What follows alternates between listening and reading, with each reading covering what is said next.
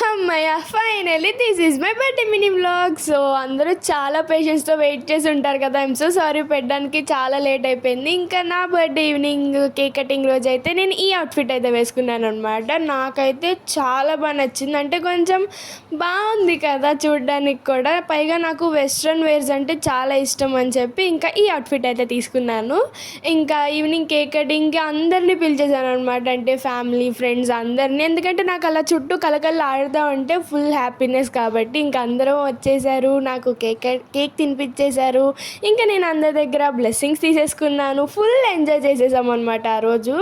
అసలు మా గోలకు అంతు లేదు. పక్కనున్న ఇల్లు వాళ్ళు కూడా బయటకు వచ్చి చూసేంత గోల చేసామన్నమాట ఆ రోజు.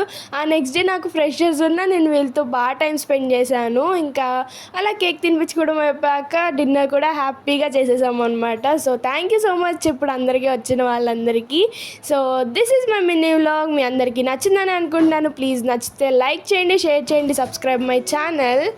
అంతవరకు మీ జాలీ జాగృతి సైనింగ్ ఆఫ్. బాయ్. ఇంతకీ దసరా ఎలా సెలబ్రేట్ చేసుకుంటున్నారో నాతో కింద కామెంట్ సెక్షన్లో షేర్ చేసుకోవడం మాత్రం మర్చిపోకండి.